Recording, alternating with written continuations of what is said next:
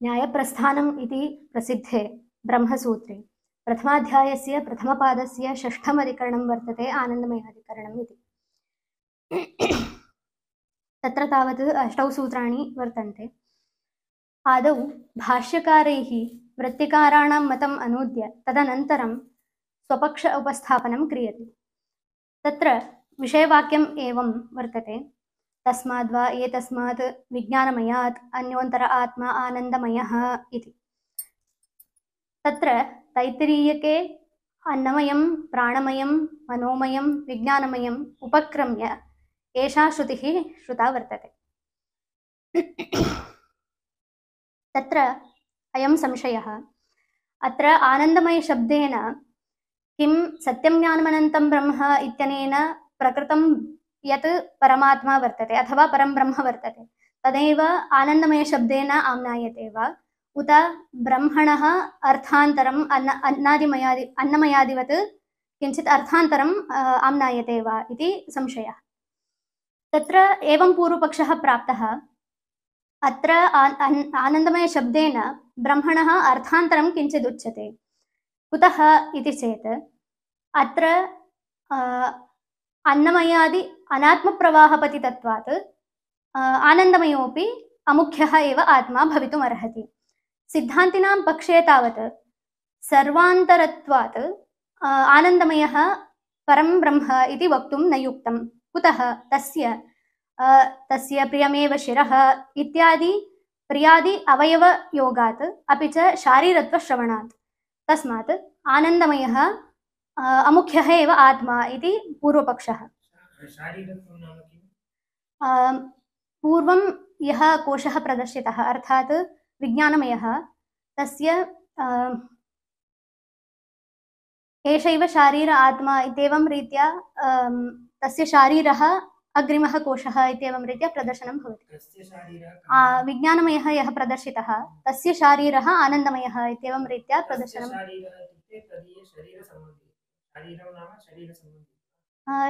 शरीरसम्बन्धी इत्यपेक्षया तस्य आत्मा एवं रीत्या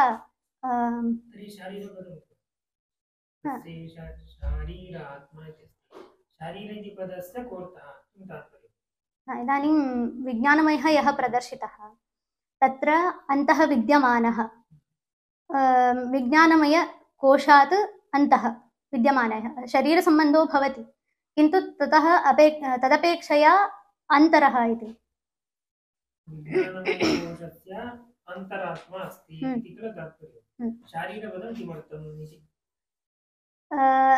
तदन्तः उच्यमानत्वात्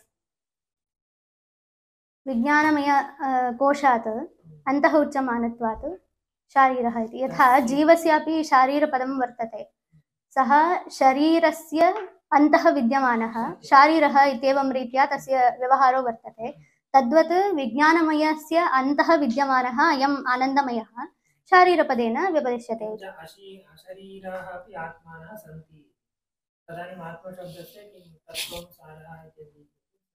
अर्थात् शारीरपदप्रयोगस्य प्रयोजनं किञ्चित् वक्तव्यं खलु।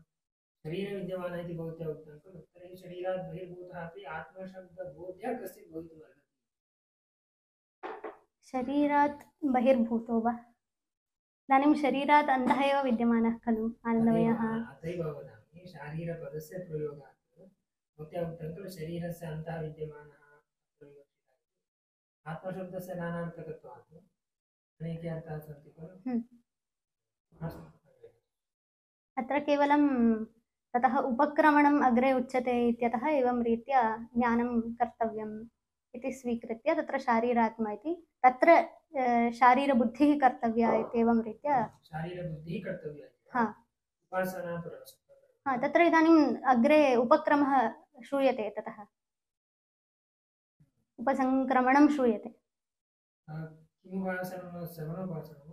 तत्र इदानीम् एवं रीत्या पञ्चकोशाः व्याख्याताः। तत्र अन्योन्तर आत्मा प्राणमयः, अन्योन्तर आत्मा विज्ञानमयः एवं रीत्या अग्रे प्रतिपादनं कृतं श्रुत्या। तदा अग्रे अर्थात् अस्य प्रकरणस्य अग्रे ततः उपसङ्क्रमणं श्रूयते। तेन किं भवति अग्रिमः यः कोशः भवति तत्र अनेन आत्मबुद्धिः क्रियते अस्य अनात्मनः त्यागः क्रियते अर्थात् इदानीं प्राणमये तस्य आत्मत्वबुद्धिः जाता चेत् तदनन्तरम् अन्नमयं त्यजति सः एवं रीत्या विज्ञानमयात् आनन्दमये बुद्धिः कर्तव्या इत्येवम्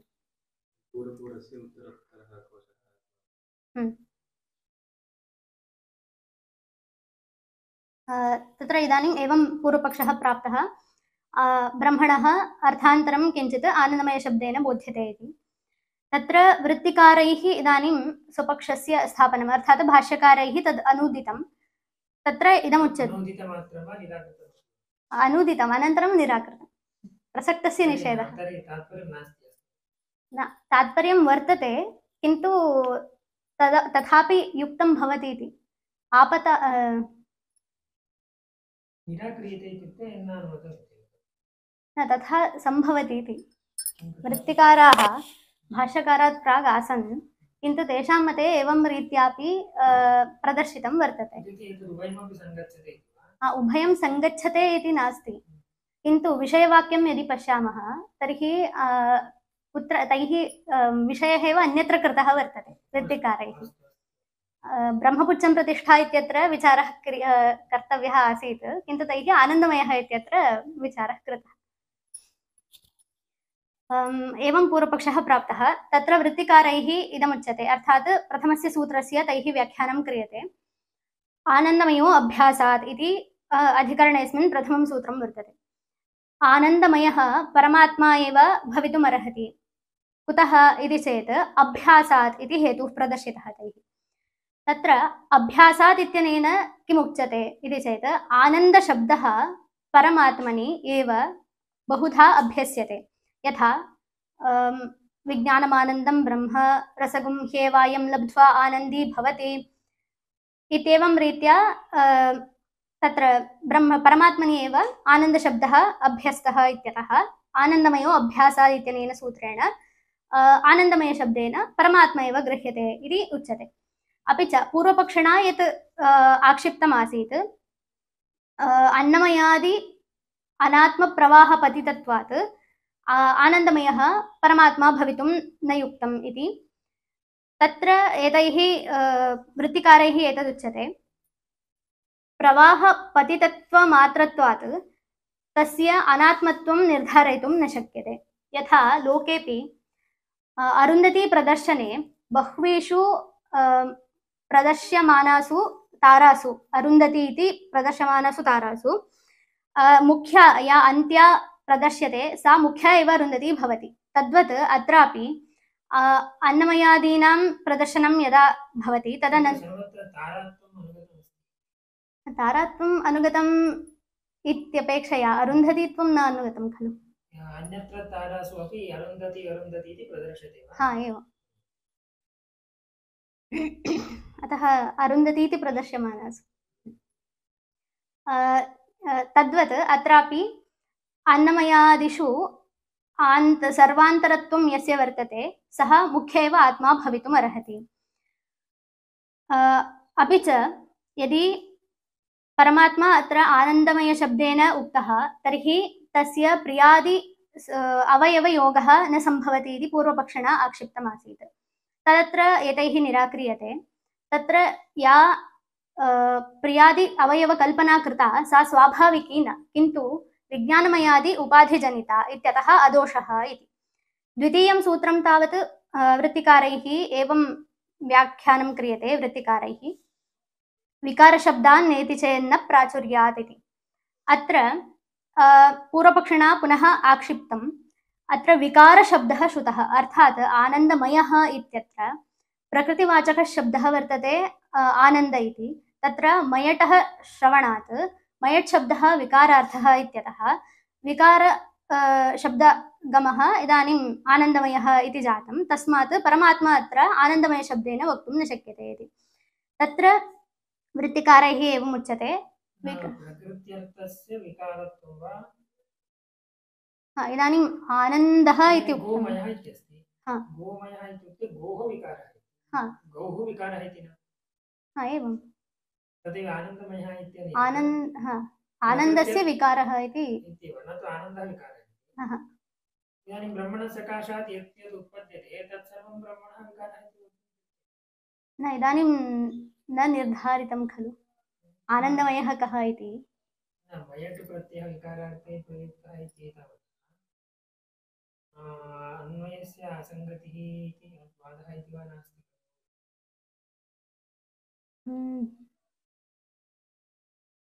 तस्माद् वा एतस्माद् आत्मनाकारः इत्येवं रीत्या सर्वमपि तस्मादेव सम्भवति।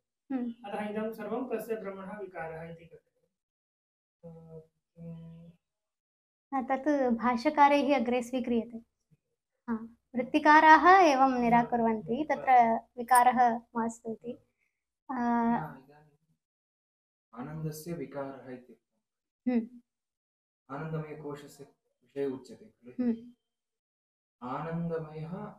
आनन्दमयश्च असौ कोशश्च इति खलु। तर्हि विकारः इति कथम्? आनन्दमयः सः कोशः, सः एव तद्रूपः। एषः पूर्वपक्षः। इदानीं त्यजतु, सिद्धान्ते सम्यक् चर्चा करोतु। तत्र वृत्तिकारैः एवं निराकरणं। तेषां मतं किञ्चित् संक्षेपेण उक्त्वा सिद्धान्ते अधिकं तत्र न प्राचुर्यात् इत्येवं रीत्या तस्य निराकरणं कृतं वृत्तिकारैः। अत्र मयटः विकारार्थत्वमेव वर्तते इति नास्ति, प्राचुर्यार्थत्वमपि मयटः श्रूयते इत्यतः आनन्दप्रचुरः इत्यर्थः स्वीक्रियते चेत् आनन्दमयशब्देन परमात्मा गृह्यते इत्येवं रीत्या तत्र व्याख्यातम्। अन्नमयः यज्ञः इत्येवं रीत्या व्यवहारो वर्तते। तत्र अन्नविकारः इति अर्थः न स्वीकृतः, अन्नप्रचुरः यज्ञः इति उच्यते। अग्रे तृतीयं सूत्रं तावत् तद्धेतुव्यपदेशाच्च इति। अत्र आनन्दमयशब्देन परमात्मा गृह्यते इत्यत्र हेत्वन्तरं प्रदर्शितं। तद्धेतुव्यपदेशाच्च आनन्दहेतुत्वव्यपदेशात् आनन्दमयशब्देन परमात्मा गृह्यते इति अस्य सूत्रस्य अर्थः। तत्र एष ह्येवानन्दयाति इति श्रुतिः। आनन्दयाति इत्यस्य आनन्दयति इत्यर्थः। लोकेपि यः अन्यस्य आनन्दं जनयति अथवा अन्यान् आनन्दयति सः आनन्दप्रचुरः इति गम्यते। यः अन्येषां धनिकत्वम् आपादयति सः प्रचुरधनः इति गम्यते। तद्वत् अत्रापि आनन्दमयशब्देन परमात्मा गृह्यते इत्यत्र दोषो नास्ति। मान्त्रवर्णिकमेव च गीयते इति अग्रिमं सूत्रं। ब्रह्मविदाप्नोति परम् इत्युपक्रम्य सत्यं ज्ञानमनन्तं ब्रह्म इत्यादि मन्त्रेषु यद् निर्धारितं प्रकृतं ब्रह्म तदेव अन्योन्तर आत्मा आनन्दमयः इत्यत्र गीयते। तस्मात् ब्रह्मविदाप्नोति परम् इति ब्राह्मणं सत्यं ज्ञानमनन्तं ब्रह्म इत्यादि मन्त्रेषु तदेव ब्रह्म प्रकृतं वर्तते इति वक्तव्यं। मन्त्रब्राह्मणयोः अविरोधः सम्पादनीयः।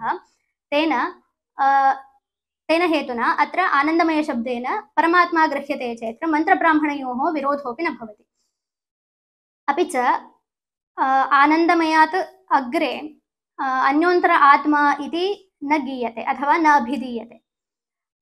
भृगुवल्यामपि सैषा भार्गवी वारुणी विद्या इति एवं रीत्या श्रुतिः वर्तते। तत्रापि आनन्दमय प्रकरणे एव श्रुतत्वात् आनन्दमयः परमात्मा एव भवितुं युक्तम् इति।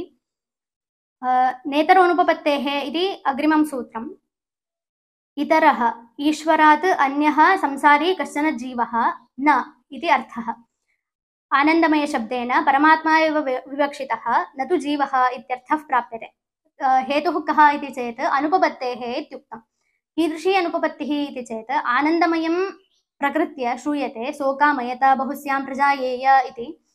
तादृशं शरीर उत्पत्तेः प्राक् सृज्यमानानां सर्वेषाम् अभिध्यानं सृज्यमानानां विकाराणां स्रष्टुः अव्यतिरेकः सर्वविकारसृष्टिश्च परस्मात् आत्मनः अन्यत्र नोपपद्यते इत्यतः नेतरः अनुपपत्तेः इत्यनेन आनन्दमयशब्देन परमात्मा एव गृह्यते न तु जीवः इति व्याख्यातम्।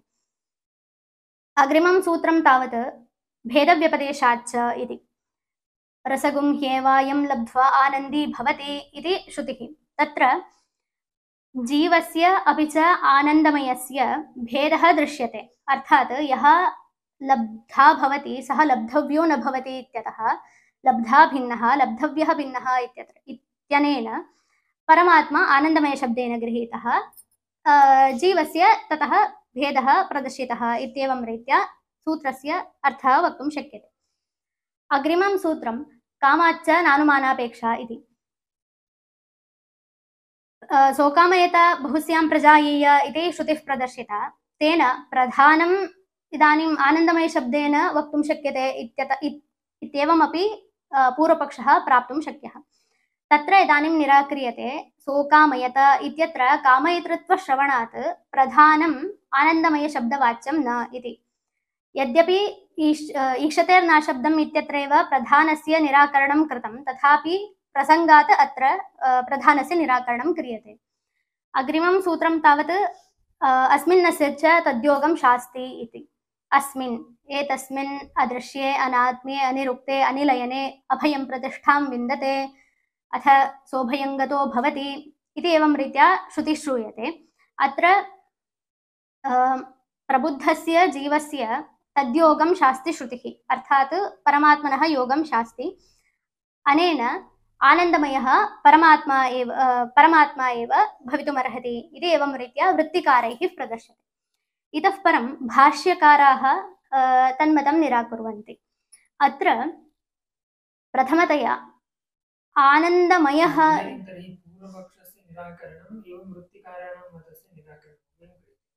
इदानीं पूर्वपक्षः भिन्नः भाष्यकाराणां मते। यतोहि विषयवाक्यं भिद्यते इत्यतः पूर्वपक्षः भिन्नः इत्येव उच्यते। अर्थात् श्रुतिः एका एव, किन्तु विचारः अन्यत्र क्रियते। तैः आनन्दमयः आत्मा इति परमात्मा इति गृहीतम्। एतैः तत्र प्रियादि अवयवानन्तरं ब्रह्मपुच्छं प्रतिष्ठा इत्यदुक्तं। तत्र ब्रह्मणः विचारः क्रियते भाष्यकारैः, आनन्दमयः इत्यत्र न। तस्मात् पूर्वपक्षोऽपि भिद्यते। प्रकरणवशात् तदेव खलु, श्रुतिः सा एव, श्रुतिः न भिद्यते। तस्माद्वा एतस्मात् विज्ञानमयः तन्योन्तर आत्मा आनन्दमयः।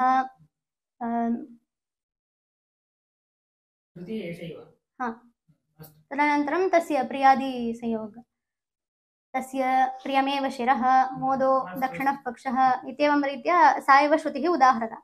किन्तु अग्रे ब्रह्मपुच्छं प्रतिष्ठा तदप्येष श्लोको भवति इत्यत्र भाष्यकारैः विचारः कृतः। इदानीं भाष्यकारैः वृत्तिकाराणां मतं निराक्रियते। तत्र तावत् स वा एष पुरुषो अन्नरसमयः इत्येवम् उपक्रम्य विज्ञानमयपर्यन्तं मयटः विकारार्थत्वे एव श्रवणं श्रूयते। तेन आनन्दमये एव मयटः प्राचुर्यार्थत्वं कथं स्वीकृतम् इति पक्षः। अर्धजरतीन्यायेन अत्र आनन्दमयस्यैव केवलं विकार प्राचुर्यार्थत्वं कथं स्वीकृतम् इति।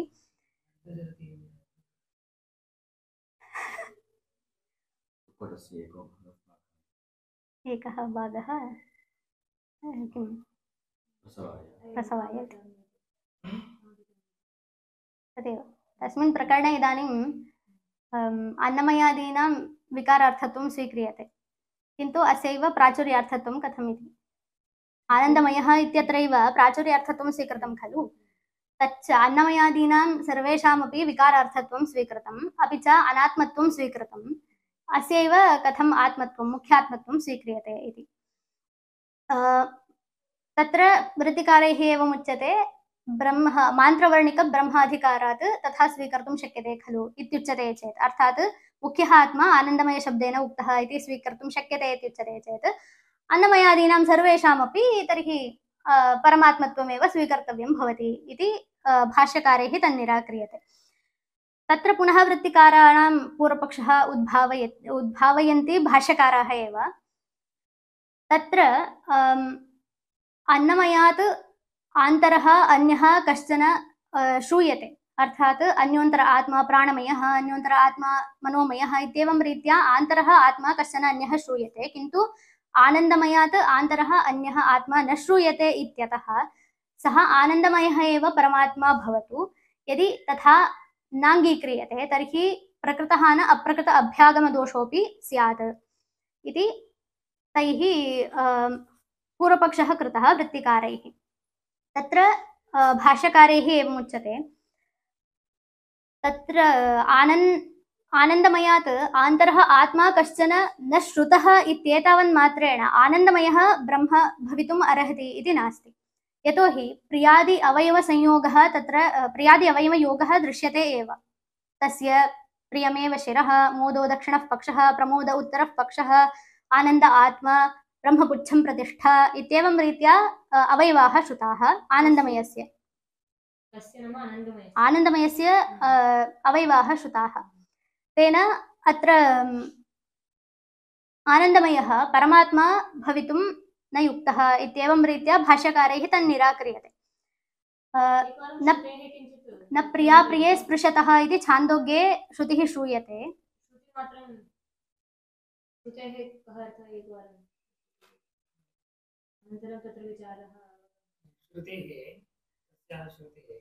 इदानीं तत्र अन्योन्तर आत्मा आनन्दमयः इत्युक्त्वा प्रकरणे तावत् अन्नमयः उक्तः प्राक्, तस्य एवं रीत्या अवयवाः श्रुताः।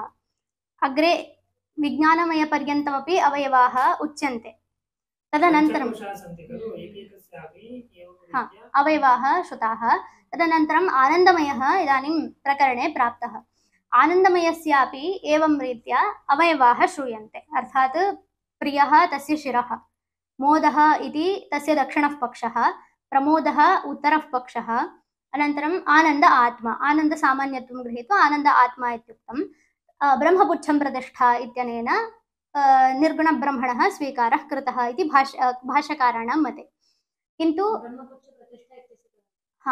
आलम्बनमात्रम्, अर्थात् पुच्छमिव पुच्छम् इत्यर्थः प्राप्यते। अस्ति।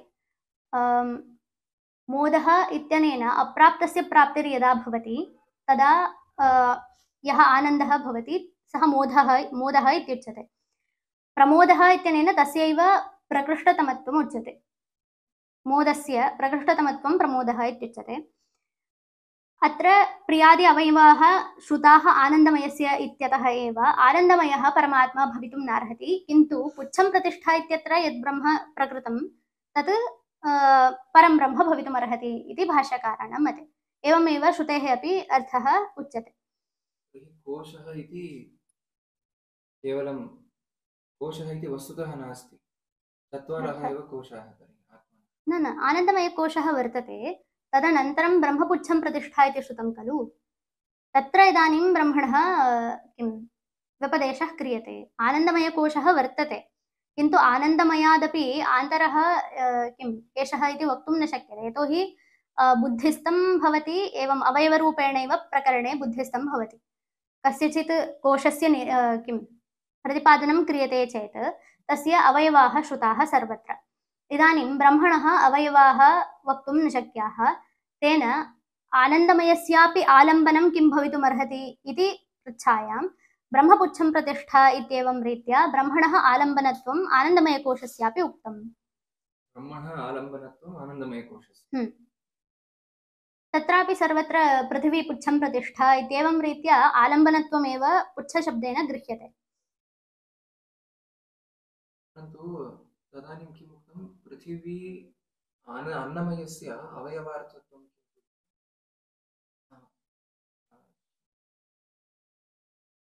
अस्य प्राचुर्यार्थे प्रयोगः आनन्दमयकोशस्य। आनन्दमयकोश इति प्राचुर्यार्थे, अन्नमयकोश इति कस्मिन् अर्थे? तदेव तत्र अन्नमयादिषु विकारार्थे मेटः प्रयोगो वर्तते। अत्रात् अवयवाः तत्र वक्तुं शक्याः, किन्तु आनन्दमयकोशे तथा अवयवाः वक्तुं न शक्याः इत्येव वृत्तिकाराणां मतम्। अर्थात् वक्तुं न शक्याः चेत् कोशपदं कथं तत्र प्रयुज्यते? आनन्दमयकोशः इति कथं? न, तदेव वृत्तिकाराणां मते तथा नास्ति इति भाष्यकारैः स्वीक्रियते तत्। आनन्दमयः इत्यनेन आनन्दमयशब्देपि विकारार्थत्वमेव गृहीतं न तु प्राचुर्यार्थत्वम् इति। वृत्तिकाराणां मते तथा नास्ति।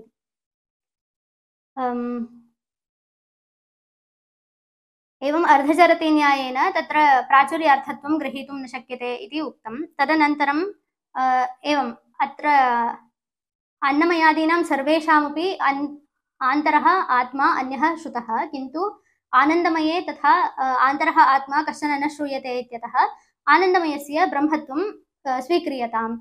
नो चेत् यदि अनङ्गीकारे प्रकृतः न अप्रकृताभ्यागमप्रसङ्गोऽपि स्यात्। तत्र भाष्यकारैः इदमुच्यते,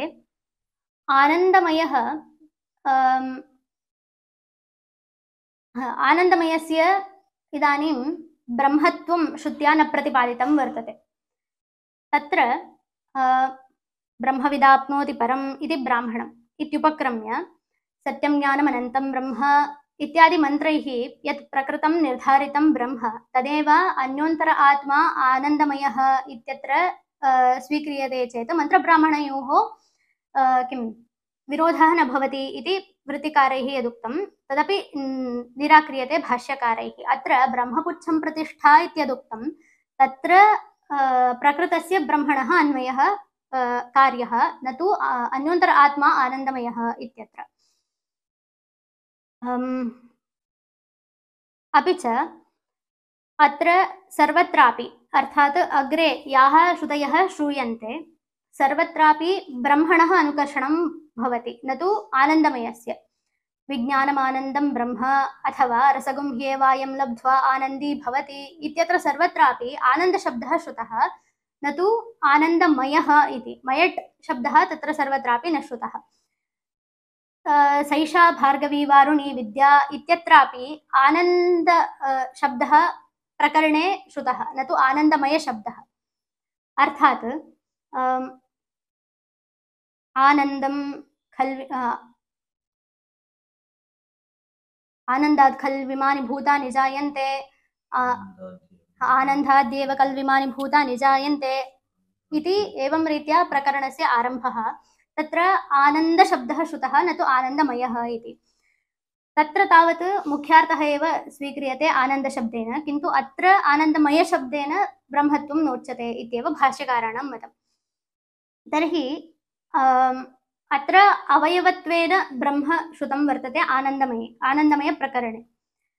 तर्हि तस्य स्वप्राधान्यत्वं कथम् इति वृत्तिकाराणां पूर्वपक्षः। तत्र भाष्यकारैरुच्यते प्रकृतत्वादेव ब्रह्मपुच्छं प्रतिष्ठा इत्यत्र ब्रह्मणः स्वप्राधान्यम् इति।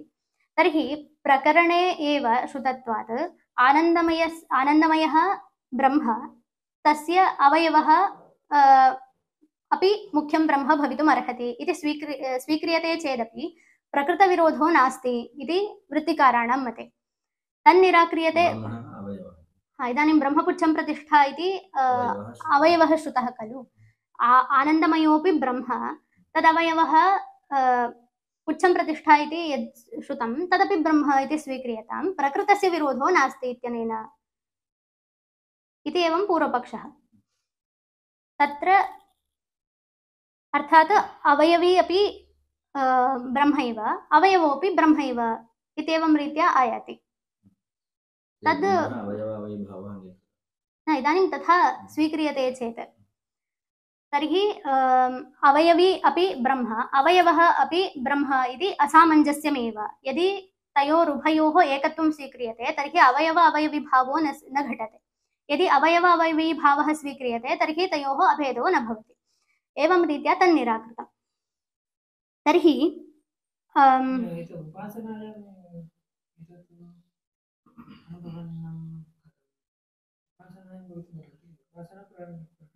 उपासना प्रकरणं, किन्तु आनन्दमयशब्देन यदि मुख्यं ब्रह्मत्वं गृह्यते चेत् ब्रह्मपुच्छं प्रतिष्ठा इत्यत्र श्रुत्य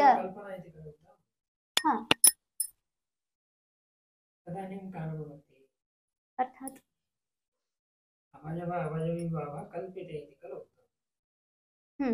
अवयवी अवयवीभावः उक्तः श्रुत्या, तस्य इदानीं निर्धारः क्रियते किं स्वाभाविकी वा अथवा एवम् उपाधिजनिता वा सा कल्पना इति सर्वत्र स्वाभाविकी इति हा एवं यदि उपाधिजनिता चेत् क्लेशो नासीत् हा किन्तु इदानीं स्वाभाविकी एव सा कल्पना इति प्रदर्श्यते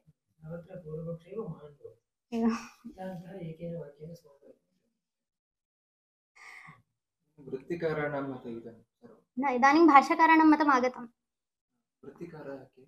वृत्तिकाराः भर्तृप्रपञ्च इति श्रूयते तेषां किं विषये अधिकं न श्रुतं कुत्रापि तत्र ग्रन्थाः अपि नोपलभ्यन्ते इति वदन्ति केवलं भाष्यकारैः यत्र यत्र उद्धारः कृतः तत्रैव वृत्तिकाराणां मतम् एवम् आसीत् इति ज्ञायते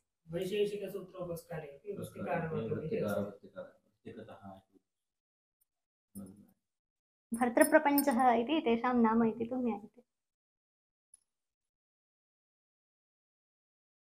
तर्हि इदानीं भाष्यकाराणां मते सूत्राणाम् अन्वयः कथं भवति इति द्रष्टव्यं प्रथमं सूत्रं तावत् आनन्दमयो अभ्यासादिति तत्र भाष्यकारैः विषयवाक्यम् एवं स्वीकृतं ब्रह्मपुच्छं प्रतिष्ठा इत्येव श्रुतिः अत्र मुख्यतया विचार्यते इति तर्हि पूर्वपक्षः एवं प्राप्तः तत्र ब्रह्मपुच्छं प्रतिष्ठा इति ब्रह्म यद् तत् स्वप्राधान्येन निर्दिश्यते वा अथवा आनन्दमयस्य अवयवत्वेन निर्दिश्यते वा इति पूर्वपक्षः भाष्यकाराणां मते तत्र वृत्तिकाराणां मते पूर्वपक्षः अन्यः आनन्दमयशब्दे कः आम्नायते इति तत्र एतैः प्रथमं सूत्रं व्याख्यायते आनन्दमयो अभ्यासादिति आनन्दमयः इत्यत्र अर्थात् आनन्दमयप्रकरणे ब्रह्मपुच्छं प्रतिष्ठा इति यद्वाक्यं श्रुतं तत्र यत् ब्रह्म आम्नायते तत् परमेव ब्रह्म कुतः अभ्यासात् सर्वत्रापि आनन्दं ब्रह्मेति व्यजानात् विज्ञानमानन्दं ब्रह्म रसगम्ह्येवायं लब्ध्वा आनन्दी भवति इत्यत्र सर्वत्रापि प्रातिपदिकार्थमात्रत्वं श्रूयते अर्थात् आनन्द इत्येव श्रूयते न तु आनन्दमयः इति तस्मात् आनन्द इति अभ्यासात् ब्रह्मणः एव अत्र ब्रह्मपुच्छं प्रतिष्ठा इत्यत्रैव मुख्यतया ब्रह्म प्रतिपाद्यते इति प्रथमस्य सूत्रस्य व्याख्यानं भाष्यकारैः एवं क्रियते द्वितीयं सूत्रं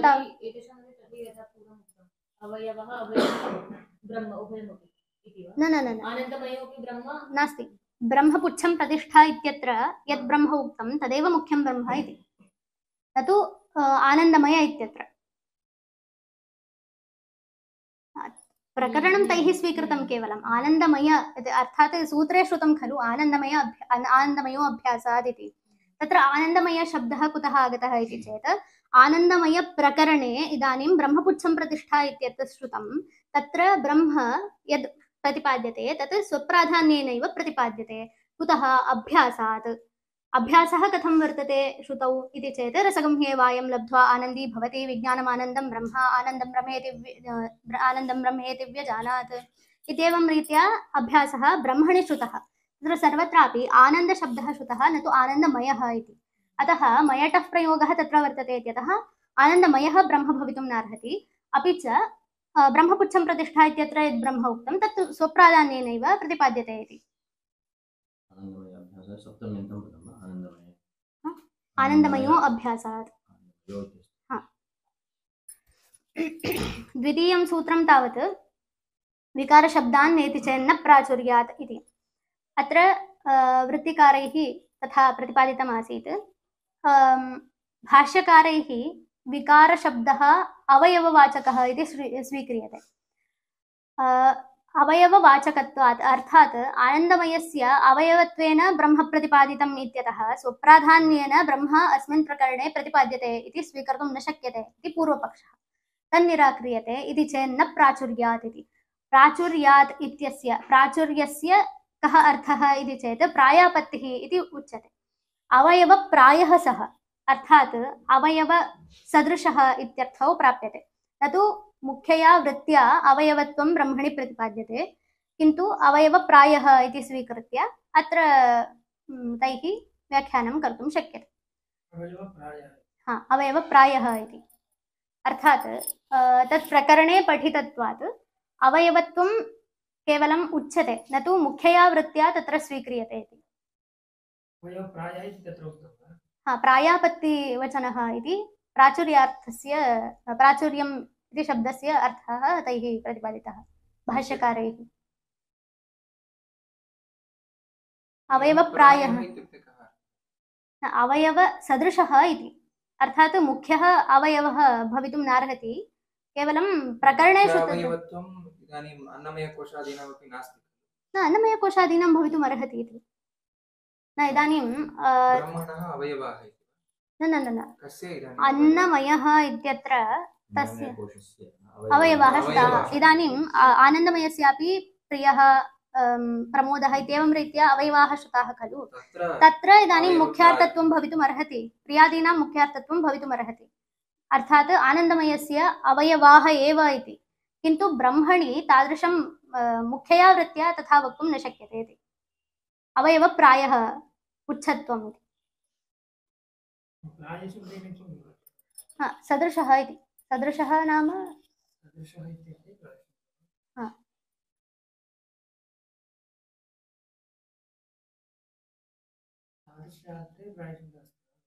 अवयववत् इति। तदेव अन्यत्र अन्विष्टम् इति न ज्ञातम्। न प्राचुर्यार्थः, प्राचुर्यार्थस्य एवं रीत्या स्वीकारः कृतः। अवयवप्राय इति पदं भाष्ये अस्ति खलु, तर्हि प्रायपदं कस्मिन् अर्थे प्रयुक्तं? सदृश तस्मिन् अर्थे अयं शब्दः अस्ति वा? अन्यत्र द्रष्टव्यम्। अत्र तु भाष्यरत्नप्रभाकारैरपि स्वीकृतं वर्तते, भामतिकारैरपि स्वीकृतं वर्तते।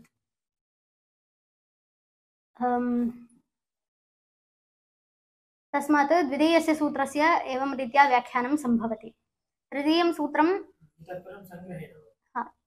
बहु नास्ति इदानीं। तद्धेतुव्यपदेशाच्च इत्यनेन सूत्रेण ब्रह्म इदगं सर्वम् असृजत इत्येवं रीत्या सर्वत्रापि ब्रह्मणः कारणत्वं श्रुतम्। अर्थात् आनन्दमयस्यापि कारणं ब्रह्मैव भवितुमर्हति, तेन तस्य अवयवत्वं न घटते, स्वप्राधान्येनैव तस्य व्यपदेशः प्रकरणे कृतः इत्येवं रीत्या अत्र तृतीये सूत्रे तैः व्याख्यातम्। मात्रवर्णिकमेव च गीयते इति अत्र अन्यानि सूत्राणि ब्रह्मपुच्छं प्रतिष्ठा इति श्रुतिमाश्रित्य व्याख्यायानि इति भाष्यकारैः समापितं। रत्नप्रभाकारैः तत् विव्रियते। एवं मात्रवर्णिकमेव च गीयते इत्यत्रापि वृत्तिकारैः अन्योन्तर आत्मा आनन्दमयः इत्यत्र मन्त्रब्राह्मणयोः अविरोधः सम्पादनीयः इत्यतः आनन्दमयः परमात्मा इति स्वीकृतं। किन्तु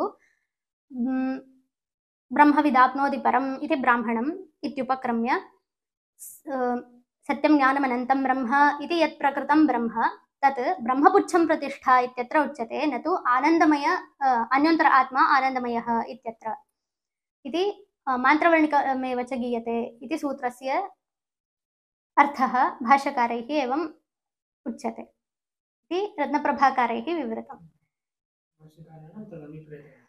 इत्यभिप्रायः इति। अग्रिमं सूत्रं तावत् नेतरः अनुपपत्तेः इति। अत्र समानः अर्थः एतैः अपि प्रतिपादितः। अर्थात् जीवः अत्र ब्रह्मपुच्छं प्रतिष्ठा इत्यत्र जीवः नोक्तः, किन्तु परमात्मैव गृहीतः इति। भेदव्यपदेशाच्च इत्यस्मिन् सूत्रे कश्चन भेदः वर्तते भाष्यकाराणां मते। तत्र वृत्तिकारैः आनन्दमयस्य जीवस्य च भेदव्यपदेशात् आनन्दमयः परमात्मा इति स्वीकृतं, किन्तु अत्र उच्यते आनन्दमयस्य अपि च ब्रह्मपुच्छं प्रतिष्ठा इत्यत्र एतयोः उभयोः भेदव्यपदेशात् अथवा जीवस्य ब्रह्मपुच्छं प्रतिष्ठा इत्यनयोः भेदव्यपदेशात् जीवः अत्र ब्रह्मपुच्छं प्रतिष्ठा इत्यत्र नोक्तः इति व्याख्यानं कर्तुं शक्यते। कामाच्च नानुमानापेक्षा इति अग्रिमं सूत्रं। तत्र भृगुवल्यां तावत् सैषा वारुणी सैषा भार्गवी वारुणी विद्या इत्यत्र आनन्दप्रकरणे पठितत्वं वर्तते अस्य श्रुतेः। तत्र अनुमानं भवितुमर्हति आनन्दमयः ब्रह्म तैत्तिरीयके पञ्चमस्थानस्थत्वात् भृगुवल्यां पञ्चमस्थानवत् इति एवं रीत्या। तत्र आनन्दशब्दः श्रुतः।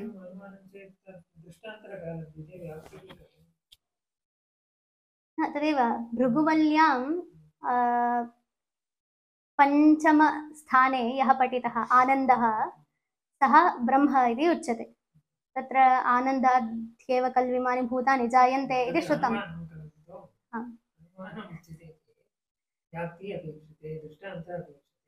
अत्र आनन्दमयः ब्रह्म ब्रह्मवल्यां पञ्चमस्थानस्थत्वात् भृगुवल्यां पठितत्ववत् इति भाष्यप्रभाकरे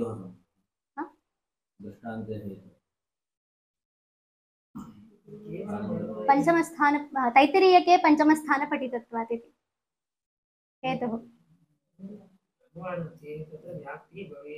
अत्र व्याप्तिः गृहीतुं शक्यते इति भृगुवल्यां पञ्चमस्थानपठितत्वं यत् श्रुतं भृगुवल्यां तत्र ब्रह्मत्वं स्वीकृतं। तैत्तिरीयके यत्र पञ्चमस्थानपठितत्वं तत्र ब्रह्मत्वम् इति। ब्रह्मत्वं किं स्वरूपम् इति वक्तव्यं। तदानीं व्याप्तिः दृष्टान्तेपि इदानीं अर्थात् ब्रह्मानन्दवल्यां पञ्चमस्थानपठितत्वात् आनन्दमयः ब्रह्म तैत्तिरीयके पञ्चमस्थानपठितत्वात् पञ्चमस्थानपठितत्वात् इति अनुमानं कृत्वा अत्रापि आनन्दमयस्य ब्रह्मत्वं स्वीकृतं। भृगुवल्यां पञ्चमस्थानपठितत्ववत्।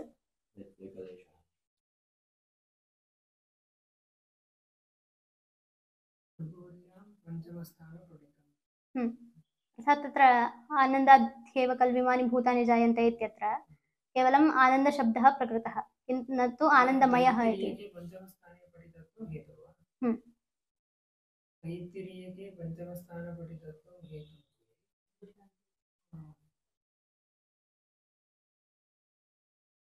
तैत्तिरीयके इति विशिष्य नोक्तं खलु। पञ्चमस्थाने इत्युक्तौ कस्यां वल्याम् इति किमपि न निर्दिष्टमस्ति। शिक्षावल्यामपि स्वीकर्तुं शक्यते।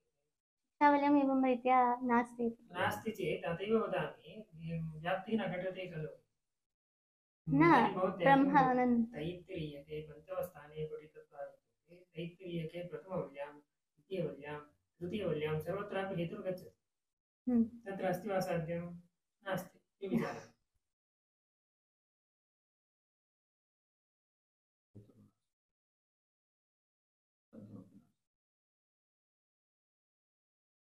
तैत्तिरीयके पञ्चमस्थानपठितत्वं यत्र यत्र इत्युक्ते शिक्षावल्यां भृगुवल्यां त्रिष्वपि वक्तव्यं। तैत्तिरीयके इत्येव निर्देशः। तत्र सर्वत्रापि साध्यमस्ति वा? इदानीं तैत्तिरीयके यत्र यत्र पञ्चमस्थानपठितत्वं वर्तते तत्र सर्वत्र ब्रह्मत्वम् इति स्वीक्रियते चेत् भृगुवल्याम् अस्ति, शिक्षावल्यां नास्ति। पञ्चमस्थानपठितत्वं कस्यापि नास्ति। एवं रीत्या पञ्चकोशेषु पञ्चमस्थानपठितत्वं शिक्षावल्यां नोच्यते। विचारः अन्यः खलु तत्र। इदानीं कोशेषु हेतु स्वरूपस्य परिष्कारः करणीयः भवति। पञ्चमस्थानपठितत्वं नाम किम्? एवं कोशेषु प्रकरणे पञ्चमस्थानपठितत्वम् इति आनन्दमयः। पञ्चमस्थानपठितत्वम् इति यथा श्रुतवाक्यात् किं ज्ञायते? पञ्चमवाक्ये अथवा पञ्चमपारा इत्युच्यते खलु प्रकरणम् इति, तद्वा स्वीकर्तव्यं भवति। तदानीं शिक्षावल्यामपि किमपि एकं तत्र पञ्चमपारा वा पञ्चमप्रकरणं वा पञ्चमवाक्यं वा किमपि स्वीकर्तव्यं भवति। तत्र ब्रह्म नास्ति, ब्रह्मप्रतिपादितः नास्ति। तस्मात् व्यभिचारः यथा श्रुता अनुमानं स्वीक्रियते चेत् व्यभिचारः अस्ति। तस्मात् परिष्कारः करणीयः।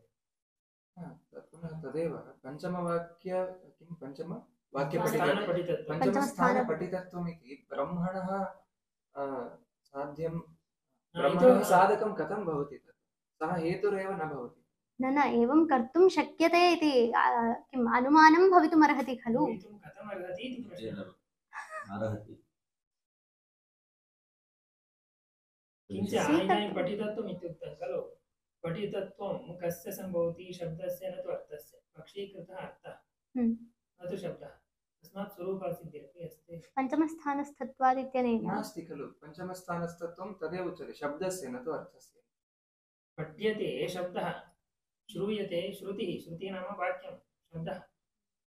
अतः हेतुः कुत्र अस्ति? शब्दे अस्ति। पक्षीकृतं किम्? आनन्दमयः अर्थः, न तु शब्दः। तस्मात् पक्षे हेतुर्नास्ति।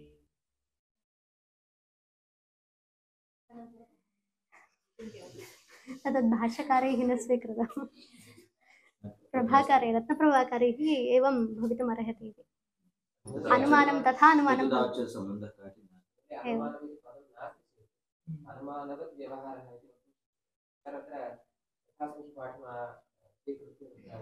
व्याख्याने अनुमानं प्रयोगः वर्तते, किन्तु परिष्कारः द्रष्टव्यः।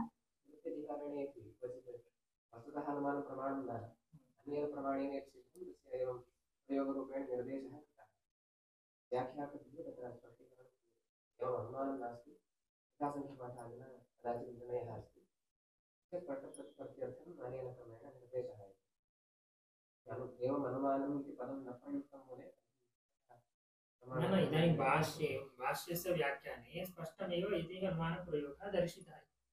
अनुमानप्रयोगः इति उच्यते चेत् एवं सर्वं परिष्करणीयं भविष्यति, अन्यथा एवं रीत्या केवलं तत्र रत्नप्रभाकारैः एव तत् प्रदर्शितं। भामतीकारैः न्यायनिर्णयकारैस्तु तत्रैव विचारः त्यक्तः।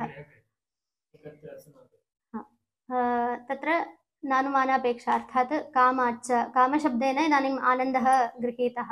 तत्र भृगुवल्याम् आनन्दशब्देन आनन्दत्वम् अर्थात् ब्रह्मत्वमेव उक्तं।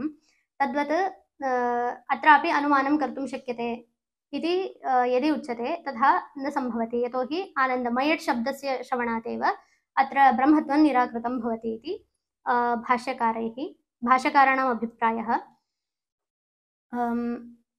अन्तिमं सूत्रं तावत् अस्मिन्नस्य च तद्योगं शास्ति इति।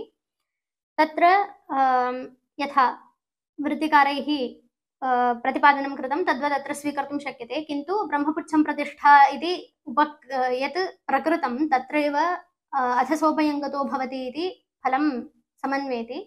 तेन अत्र जीवस्य तद्योगः अर्थात् मुक्तिः या उक्ता तत् ब्रह्मणः ब्रह्मपुच्छं प्रतिष्ठा इत्यत्रैव परमात्मनः स्वीकारे समन्वेति इत्युक्त्वा अधिकरणस्य अयमर्थः इति।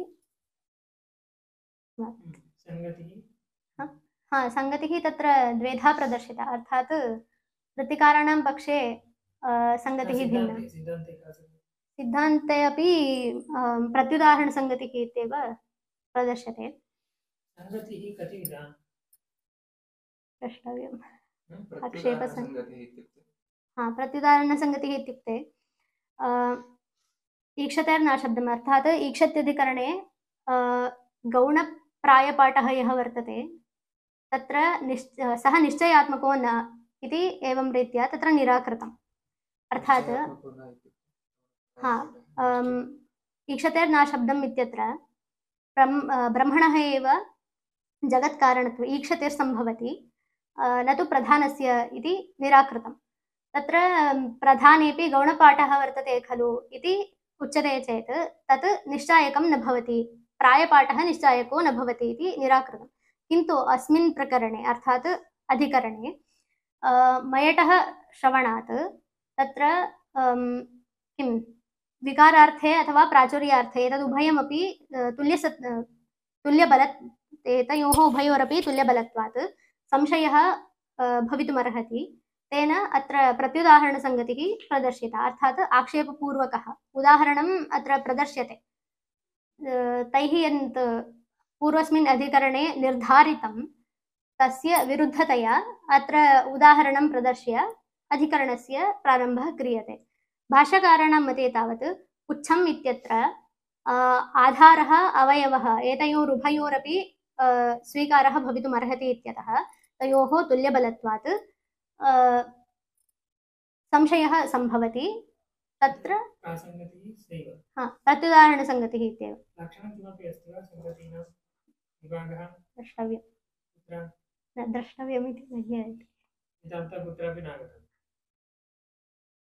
उक्तस्यैव इदानीं स्पष्टीकरणं क्रियते चेत् तदानीं प्रत्युदाहरणसङ्गतिः इति न इदानीं पूर्वस्मिन् अधिकरणे यद् निर्धारितं गौणः प्रायपाठः यत्र वर्तते तत्र निश्चायकत्वं स्वीकर्तुं न शक्यते इति यदुक्तं तत्र तदुपरि आक्षेपः क्रियते। उदाहरणं प्रदर्श्य तस्य एवं रीत्या गौणः प्रायपाठः निश्चायको न भवति इति भवद्भिरोक्तुं न शक्यते।